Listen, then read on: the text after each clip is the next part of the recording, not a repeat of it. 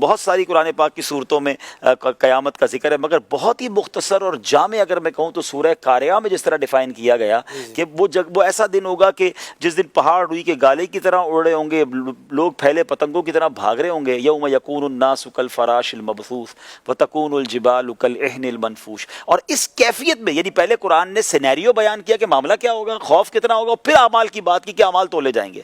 تو اب step by step سوچے پھر پلسرات سے گزرنا. تو اب اتنی ساری پرابلمز ہیں، سولوشن کیا ہے؟ سبحان اللہ، بریلی کے تاجدار ہمیں سمجھاتے ہیں اعلیٰ حضرت کہ ٹھیک ہے پیاس لگے گی مگر ٹھنڈا ٹھنڈا میٹھا میٹھا پیتے ہم ہیں پلاتے یہ ہیں. ٹھیک ہے نامۂ اعمال تولے جائیں گے مگر اپنے کرم سے ہم حلقوں کا پلہ بھاری بناتے یہ ہیں. ٹھیک ہے پل صراط سے گزرنا ہے مگر سلم سلم کی ڈھارس سے پل سے پار چلاتے ہی ہیں. ماں باپ چھوڑ دیں گے تو ماں جب اکلوتے کو چھوڑے آ کہہ کے بلاتے. یعنی سمجھ یہ آتا ہے کہ ہر پرابلم کا سولوشن جو ہے سرکار دو عالم علیہ السلام کی ذات میں ہے. اب جو ان کے قریب ہو گیا پیاس لگے گی آقا کے ساتھ ہوگا، وہ جام کوثر پلا دیں گے. پل صراط سے گزرنا ہوگا وہ گزروا دیں گے. اعمال نامے ہلکے ہو گئے تو اپنے کرم سے بھاری کر دیں گے. تو یہ قریب ہونا actually the need of that time.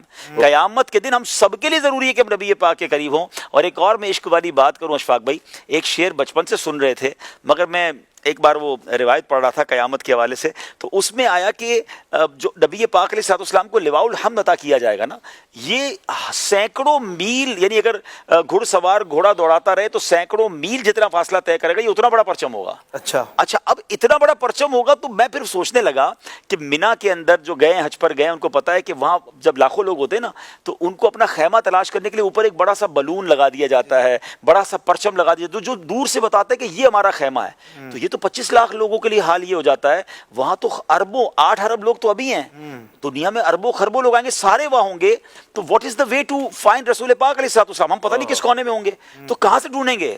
تو سیدی امام حسن مولانا حسن رضا خان صاحب کو شعر مجھے اس وقت سمجھ آیا کہ مقام خسرو دی دور کے غلاموں کو، مقام خسرو دی دور کے غلاموں کو لوائے حمد کا پرچم بتا رہا ہوگا. وہ پرچم بتائے گا کہ پیارے آقا وہاں چلو چلتے ہیں نبی پاک کے پاس. اچھا پرچم لگانے والوں تمہیں مبارک ہو جو ماشاءاللہ میلاد کے پرچم لگاتے ہیں. قیامت کے دن بھی ایک پرچم ہوگا جو نبی پاک کی نشانی دے رہا ہوگا.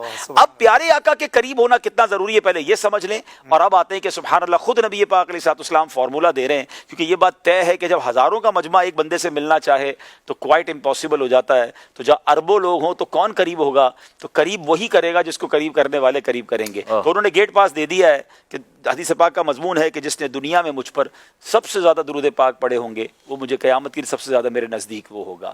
the most closest amongst you on the day of judgment، وہ وہی ہوگا جس نے مجھ پر زیادہ درود پاک پڑھے ہوں گے. تو میں ایک تصور بھی پیش کرنا چاہتا ہوں ناظرین کو. کبھی کبھی آنکھیں بند کر کے تسبیح لے کر جب واک کر رہے ہو نا، درود پاک پڑھے، ایسی جگہ ٹکرا نہ جائیں، یا آنکھیں نہ بھی بند کریں، امیجنیشن کریں کہ میں جتنے درود پاک پڑھ رہا ہوں نا اتنے قدم اپنے آقا کے قیامت کے قریب ہو رہا ہوں. ایک قیامت کا منظر ہے، ایک بہت بڑا کراؤڈ ہے، پیارے آقا کہیں جلوہ فرما ہے اور مجھے نبی پاک کے پاس جانا ہے. ہر درود مجھے ایک قدم میرے آقا کے قریب کر رہا ہے. آپ یقین کریں تسبیح رکھنے کو جی نہیں چاہے گا کہ یار تھوڑا اور قریب ہو جاؤں، تھوڑا اور قریب ہو جاؤں. تو اللہ کرے قرب مصطفیٰ قیامت کے دن ہم سب کو نصیب.